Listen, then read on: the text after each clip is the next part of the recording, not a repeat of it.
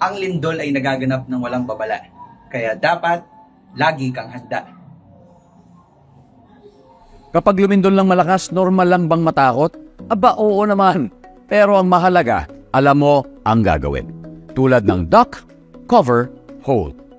Duck, umupo agad para maiwasang matumba dahil sa lindol. Cover, protektahan ang sarili sa mga pwedeng ma-fall sa iyo. Hold, huwag mo nang tatakbo palabas.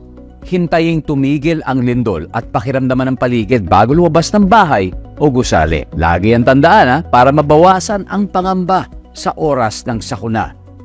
Duck, cover, hold.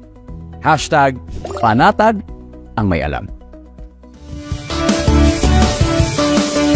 Maging panatag.